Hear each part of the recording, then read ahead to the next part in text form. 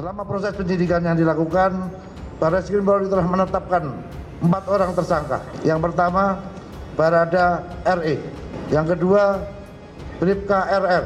Yang ketiga, tersangka KM. Yang terakhir, Irjen Pol FS. Kita periksa terkait dengan ketidakprofesionalan dalam penanganan TKP dan juga beberapa hal yang kita anggap bahwa itu membuat hambatan-hambatan dalam hal penanganan TKP dan penyidikan yang tentunya kita ingin bahwa semuanya bisa berjalan dengan baik. Malam ini ada berpangkat jenderal, kemudian bisa ikut terlibat. Padahal sumpah etik mereka sebagai polisi bahwa mereka itu hanya tunduk bukan kepada atasan, tetapi kepada penegakan hukum. Dan seperti saya bilang, kalau ada kawannya polisi yang mati harus dibantu, bukan malah kemudian diselewengkan, digelapin. Tidak ada, karena apa?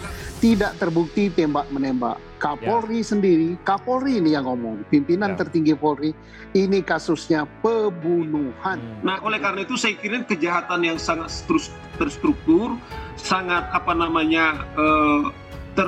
terencana secara matang, dan saya pikir kita juga harus melihat satu institusi polisi. Ada yang salah sekarang di kepolisian.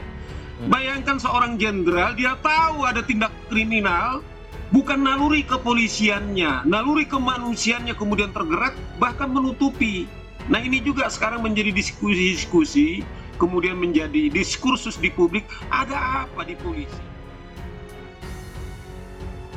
Bertambah lagi 4 perwira Polda Metro Jaya diduga terlibat langgar etik penanganan TKP penembakan Brigadir J.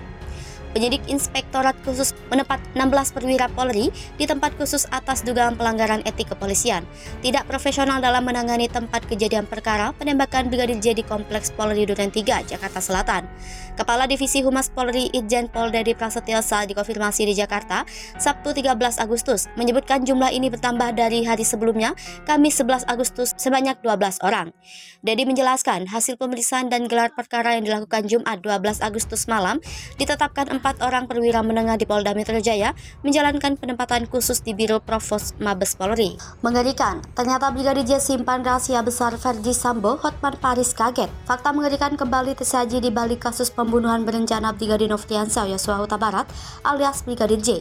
Kuasa hukum Brigadir J Komarudin Simanjuntak menyebut bahwa nyawa kliennya dihabisi adalah karena Brigadir J menyimpan rahasia besar sang atasan. Rahasia besar itu pun diduga akhirnya membuat rumah tangga Verdi Sambo dan Putri Chandrawati terganggu. Namun tak cuma satu, Brigadir J diduga menyimpan 3 rahasia besar Verdi Sambo lainnya.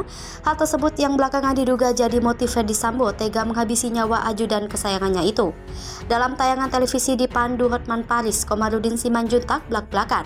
Pengacara yang kini tengah jadi sorotan itu mengurai dugaan motif pembunuhan terhadap Brigadir J. Diungkap Komarudin Simanjuntak, kematian Brigadir J adalah akibat dari aksi almarhum yang diduga memberitahukan skandal Verdi Sambo dengan wanita lain kepada Putri Chandrawati. Gara-gara informasi Brigadir J itulah diduga Verdi Sambo dan sang istri bertengkar hebat. Pertengkaran itu diduga terjadi saat mereka dan ajudannya tengah berada di Magelang. 4 rahasia besar Verdi Sambo. Lebih lanjut, Komarudin pun mengurai fakta yang ia ketahui soal isu ada hubungan Brigadir J dengan Putri Chandrawati. Diyakini Komarudin Simanjuntak, istri Verdi Sambo, sejatinya adalah sosok yang setia. Karena diungkap Komarudin Simanjuntak, permasalahan rumah tangga itu mendadak terpicu karena ulah Verdi Sambo. Namun tak cuma satu persoalan, konflik tersebut ternyata juga dipicu karena 3 rahasia. Dan diungkap Komarudin Simanjuntak, rahasia Verdi Sambo tersebut sudah diketahui oleh Brigadir J.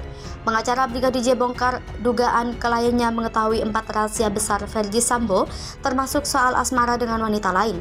Hal tersebut diduga jadi penyebab Verdi Sambo tega menghabisi nyawa Brigadir J. Tanggapan Kadif Humas Polri mendengar pernyataannya disampaikan Komarudin Simanjuntak, Kadif Humas Polri Irjen Pol Dedi Prasetyo memberikan tanggapan. Enggan memberikan komentar mendalam, Irjen Pol Dedi Prasetyo hanya meminta agar Komarudin Simanjuntak membawa bukti tudingan terhadap Verdi Sambo itu ke Barreskrim Polri. Penasaran, Hotman Paris pun bertanya ke Irjen Pol Dedi Prasetyo soal dugaan adanya keterlibatan tersangka di kasus Brigadir J dengan narkoba. Sebagai diakui Hotman Paris, isu miring tersebut sudah menyebar di masyarakat luas. Putri istri Verdi Sambo rela beri jatah 2 orang ini demi jaga rahasia soal Brigadir J terbongkar. Hubungan kedekatan Brigadir J dan Putri, istri Irjen Verdi Sambo, menjadi sorotan. Putri dan Brigadir J diketahui dekat setelah foto keduanya beredar di media sosial.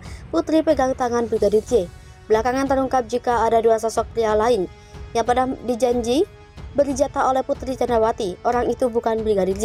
Kedua orang tersebut terancam kaya jika Putri menepati janjinya. Dua orang itu adalah Baradae dan Brigadir RR. Putri sampai relakan uangnya 1,5 miliar rupiah untuk kedua orang tersebut. Baradae dijanjikan 1 miliar rupiah untuk uang tutup mulut agar tidak terbongkar kasus pembunuhan Brigadir J. Sementara Brigadir RR hanya diberi jatah 500 juta rupiah. Sebelumnya Baradae mengaku dijanjikan uang senilai 1 miliar oleh Putri Chandrawati dan suaminya Irjen Verdi Sambo. Uang senilai 1 miliar rupiah tersebut rencananya sebagai balas jasa karena Baradae telah mengeksekusi Brigadir J. Uang akan diberikan Putri Chandrawati sebulan kemudian saat kasus tewasnya Brigadir J di rumah dinas Irjen Verdi Sambo di SP3 atau dihentikan penyidikannya oleh polisi. Hal itu dikatakan ex kuasa hukum Baradae, Deoli Payumara, berdasarkan curhatan Baradae kepada dirinya terkait pembunuhan Brigadir J. Menurut Deolipa, pemberi uang nantinya adalah Irjen Verdi Sambo dan Miss X, yang belakangan diketahui adalah Putri Chandrawati. Jadi, Ibu Putri Chandrawati sama Pak Sambo memanggillah si Pak Kuat, Barada Richard dan Barada Ricky dan Brigadir Ricky, kata Deolipa di acara kontroversi di akun YouTube Metro TV, Kamis 11 Agustus 2022 malam. Pemanggilan oleh Putri Chandrawati katanya dilakukan beberapa hari setelah penembakan atau pembunuhan terhadap Brigadir J dilakukan. Ini berarti ada dana 2 miliar rupiah yang dijanjikan Putri dan Sambo ke Baradae, Brigadir RR dan Kuat, di mana ketiganya kini juga menjadi tersangka pembunuhan Brigadir J. Di mana pembagiannya Baradae 1 miliar rupiah karena dia yang menembak langsung Brigadir J. Sementara Brigadir R dan Kuat yang membantu masing-masing mendapat 500 juta rupiah. Menurut Deolipa, Putri dan Sambo sangat yakin kasus penembakan Brigadir J ini akan SP3 atau dihentikan penyidikannya. Tapi ternyata kata Deolipa, kasus tewasnya Brigadir J mendapat perhatian publik dengan harapan SP3 ternyata berubah menjadi upaya pengungkapan kasus yang seterangnya. Hingga berujung membuat Kapolri membentuk tim khusus untuk mendalami dan mengungkap kasus ini. Sementara itu, kuasa hukum Brigadir J Komarudin Simanjuntak mengatakan informasi yang didapatnya adalah dana yang disampaikan Sambo untuk menutupi kasus ini mencapai 5 miliar rupiah. Cabut kuasa. Sebelumnya, tersangka pembunuhan Brigadir J yakni Barada Richard Eliezer atau Baradae mencabut pemberian kuasa kepada pengacaranya Deoli Payumara dan Burhanuddin. Kabar pencabutan kuasa dari Baradae itu diungkapkan Deolipa saat sedang live di acara kontroversi di Metro TV, Kamis 11 Agustus 2022 malam. Dalam pesan WhatsApp itu katanya berupa foto surat resmi pencabutan kuasa yang ditandatangani Richard Eliezer di atas materai.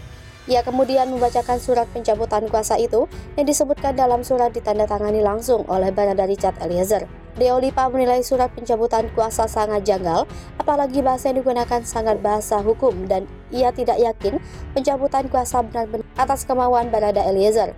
Dengan surat itu, kata Deolipa, maka saat ini Barada tidak didampingi pengacara. Ketua Indonesia Police Watch Sugeng Teguh Santoso mengecam pencabutan kuasa Baradae dari pengacara Deolipa. Ia merasa ada intervensi penyidik yang memaksa Baradae mencabut kuasanya dari Deolipa dan tim.